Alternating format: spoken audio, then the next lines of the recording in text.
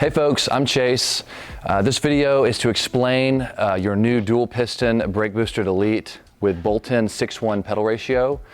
We're going to be installing this on a Miata, but this is going to be a universal explanation and things to look out for when you're installing this. So we're going to start at the master cylinder and the push rod itself. So right now I've got a stock booster and Miata master cylinder. We've got the Miata brake pedal assembly. This car has a roll cage and it's going to be impossible to film under there, so we're just going to use this. That way you can get a good view of it. So for starters, you're going to take off the master cylinder from the plate so that you can mark on the firewall where to trim. We covered that in another video. We can throw some B-roll of doing all that, and I think that they're gonna, when they start installing it, they'll cover that again. So that's step one. After that's done, the main thing I wanna cover is the push rod clevis and bolt-on 6:1 pedal ratio adapter. You'll notice that it's not attached to this like a lot of master cylinders are. The reason is this is all steel. It's kind of a heavy piece, and when you're installing it, getting these three items in there under the dash is nearly impossible with it being all attached, and it put a lot of weight on it, and we found that it would pop out. So you'll see that we have a machine mark for a circlip, but we're not using it. So this is a separate piece. That's not an accident. That's not a mistake. That's what it's supposed to be. So this is how you're going to get it, how you're going to open it out of the box. You're going to separate that, and this is the pedal ratio adapter. So all you're going to do is undo that. This is a stud, so it's not going to, once it's tight, it's like head studs, you know, once it's tight it'll have good torque on it and it won't come out. So from under the car, this is kind of how we're going to stage it here. Do that, pop it up to where it stops, and then you'll get up under there and tighten it. So we're not tightening it now, but that's what it's going to be like. So that's what you've got. And then when you get this portion in, you've got your firewall trimmed, you've got everything going, you put the firewall plate back on, and then let's get old Big Red out of the way here. Thanks to our sponsor, Torin Big Red. We literally could not have done this without you, so thanks to Big Red. So this is gonna go in. Tighten it up. And maybe when you're doing this the first time, in case you need to make some adjustments, just do it hand tight. Once this is in, you can start getting the push rod and the clevis in there. And you'll notice there's some tolerance here. That's okay, that's what you want. Originally we had it really tight tolerances and it would bind on return, and then putting it in was a bit more difficult. So it might take a couple times when you're setting it in there to get the length right. We'll just turn that. Pretty obvious stuff here.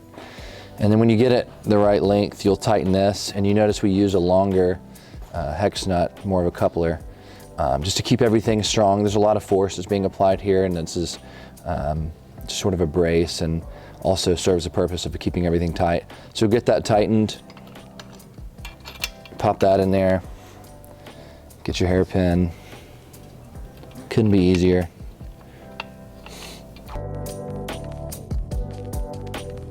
I'm going to run over a few details about the dual piston brake booster delete with bolt-on 6:1 pedal ratio that I think are worth talking about. One is the standard billet cap. A lot of master cylinders have a plastic cap. Ours comes standard with a billet one. You can see the vent hole there. That is by design. This is the diaphragm that allows pressure to sort of go in and out of this. With it being a hydraulic system, it pushes fluid in and out. If this was sealed, it would be pressurized and start blowing fluid everywhere, probably out of that grommet there. I don't know if you can see this, but the two pistons are divided by design, and this is front circuit and rear circuit. If you ever route brake lines on this on your own, this is front, this is rear. They're equal pressure, but it just makes more sense that the front one goes to the front. But they should not mix up, because if you were to have a brake line that failed on the front, you would still have a little bit of fluid left for the rear to get you to safety. Your braking would be clearly underperforming, but you would know that something's wrong and you would be able to get to safety. If not, you know, you always have the e-brake, but this is just good insurance, and really what you have to be NASA, FD, WRC, all that sort of approval, you have to have a dual circuit. So this is really the key and heart of this product, compared to our single piston brake boosted Elite, is that dual circuit. So I sort of breezed over it in a way, but that is it. That is the real value of this product, to isolate the front and rear circuits. So this is the same cap as our handbrake reservoirs, so it's interchangeable. We just did that to make things easy and make sort of the continuity between products. You'll notice if you look at our handbrake reservoir, it has this exact same shape to it. So if you, and I say handbrake reservoir, it's a clutch reservoir too for our clutch adapters. So if you have this next to our handbrake or clutch reservoir, there's continuity there. We just add this front portion for the brake reservoir for the front circuit. Moving along, this is our design master cylinder. This took 3, maybe 4 years to have happen. I won't go into the details, but it has been a grueling process. We have spent an insane amount of money to make this happen, and we couldn't be more proud of it. It's tiny. I mean, this is shorter than our single piston brake boosted Elite master cylinder that we use Willwood on. This is shorter. This has so much engineering in it. So we're very proud of this. This front circuit has an L banjo. We've toyed around with different outlet types, but we use an L banjo to go front right, front left, or or you know, vice versa there. But we found that the L banjo was the coolest function, or the coolest way to do it, the easiest way to do it. We have a sort of a T banjo where there's one that goes this way and one that goes this way, but this just worked better. It's more compact. So on a left-hand drive car, generally this is a 45 or a 90. That goes to the passenger side, and then this one goes straight to the driver's side. So another thing that we're proud of, and you can see, oh, it's very fuzzy. This is a prototype, so ignore that, but it says 10L, but it's very fuzzy. So this is yours won't look like that. Yours will be crisp and clear. We use stainless hardware, button head hardware. Sometimes hex hardware makes sense, but in this one we really wanted it to look cool. We think button hardware is really cool, so we used it there. Same hardware that's used in our handbrakes and our power steering reservoirs. The reservoir has a 4AN ORB outlet here. It comes standard with a plug, but if you're sharing, a lot of cars share the clutch reservoir and the brake reservoir. It's the same thing. They share brake fluid, they pull. The clutch pulls fluid from the brake reservoir, so that's what that's for. It's just an accessory. Most people will have this plugged. This is a stainless hard line that we did. It was really challenging because it's such a tiny bend. We actually had to make short tube sleeves. The standard tube sleeve sort of comes out about that far. We had to make these. They're tiny tube sleeves that we had to make to allow us to get this tight of a bend. So another thing that we're really proud of. This goes into the bias valve that we've sold for about 10 years. Gives you very specific commands there. If you spin it that way, it gives you less bias to the rear, so this will give you less fluid to the rear.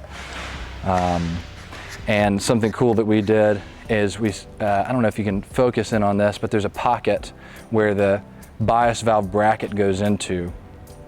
And so that's just a cool design aspect. It doesn't give you any sort of better function, but it's a cool design aspect. We have a floating bias valve. It doesn't bolt to this or anything. It's just a floating item there, and this is the bolt comes in through the back. So this is, if you know anything about machining, this is very expensive to have happen, but we thought it was cool, so we did it.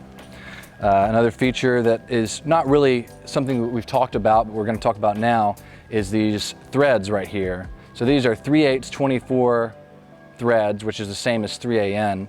So this is a 3AN right here, that would thread right in. This is made for a bulkhead. This is more for future use for products that we're going to make, but if you wanted to put the bias valve inside the car, I would suggest doing a bulkhead right here, it would thread right in. You might have to modify your pedal bracket, the brake pedal bracket behind. You might have to trim that some, but a bulkhead would go right through there. You tighten it and you could bend a hard line. It would be super seamless. And then this, you could run front right, front left. You could have sort of a more blank look, and of course put the bias valve inside the car for on-the-go adjustments. The other obvious thing is the plate itself. It's very crucial. It raises, depending on the chassis and setup, this one specifically, it raises the mounting point 1 inch to get that 6:1 pedal ratio. If you raised the point on the pedal and you did not raise this, it would obviously be at a very bad angle and would eventually break. This moves it to where it's got a perfect alignment. The back side of the plate we've hollowed out for some weight savings. Our initial prototypes were all flat. These are not, they're hollowed out while retaining a lot of strength. I think we saved 1.5 pounds, maybe 2. Everything adds up. So if you can save 1.5 pounds there, you should, and we did. It's attached by 4 studs, so you don't have to have somebody on one side holding the bolt or the countersunk Allen or anything. It's just studs, so you just throw it in there and one person can tighten it.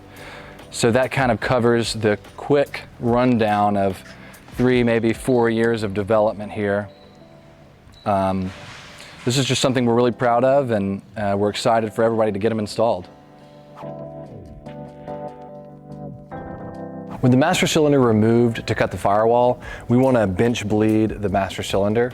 It's called bench bleeding because it's supposed to happen on the bench. A lot of times you do it on the car because that's just what you have to do, but since everything's apart, do it outside of the car. That way all the fluid spillover can get everywhere else. You can brake clean this thing when you're done, and you'll be set. So you don't want any brake fluid on your car because that eats paint. So I've got the master cylinder here. I've taken the cap off. I'm going to turn our L fitting, our L banjo fitting upwards so that it's facing the reservoir. And just to explain, if you don't know, you bench bleed because air pockets can get stuck inside in the pistons, and by doing it, it's going to make bleeding the brakes in the car a lot easier because you'll push the piston here, and nothing will come out. The way you're basically connecting fluid to the piston so that it can create the output for the fluid. If you want to compare it to, if you have water dripping down your windshield and then you connect another stream of water to it, it will connect. But you have to connect those 2 streams of water for the fluid to transfer from the one to the other. So that's the best way I can think to explain it.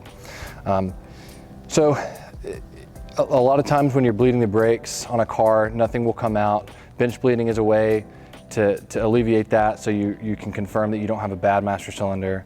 So we can move on. So we're turning the L banjo upwards, and then we're going to turn just the single banjo upwards. And you don't have to tighten it down. You can just push it down with your hands, just hand tight. It shouldn't. I mean, it's no pressure, so it won't exceed what the crush washers are sealing here. So I'm going to use some of this clear vacuum hose. It's 1/4 inch in size, which will make it stretch over the threads on the 3AN males here. So I might have to thread it on.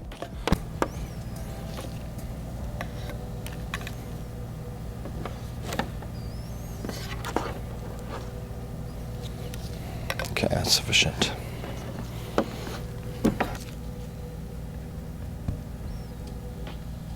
All right, I'm going to put each of these in the reservoir.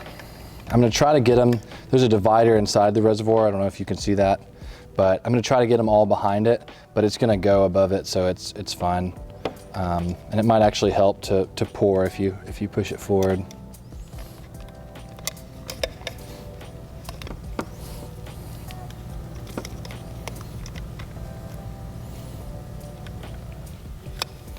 Damn, they want to pop right back out.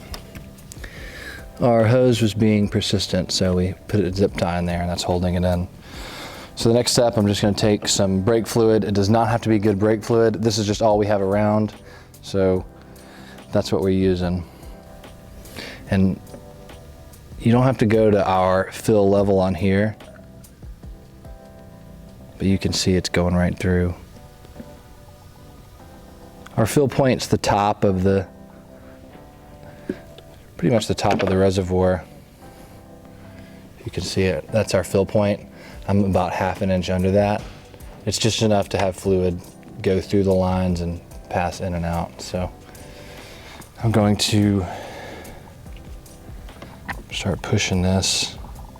And you can see when it comes back, you see how it's pulling fluid back in? You're gonna do this until you clear out all the air bubbles you see. So you don't want air going back in.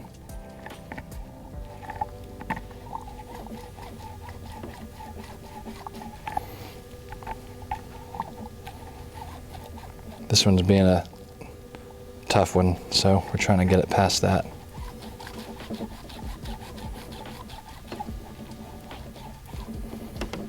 There we go. So there's still gonna be the illusion of air, but it's just fluid separating since it's not actually a pressurized system. But what's important is what you see coming out right here. There's no air. So that's just fluid. And now you've connected the 2 dots of fluid, so to speak, and when you start bleeding the brakes on the car, it will immediately start pushing out fluid. There's no wasted time for you, and you're confirming that the master cylinder pistons are working, nothing's leaking out the back here, everything's good to go. So that's it. Now I'm gonna take this all apart. Fluid's gonna get everywhere, so just be careful. Don't be near any paint or anything.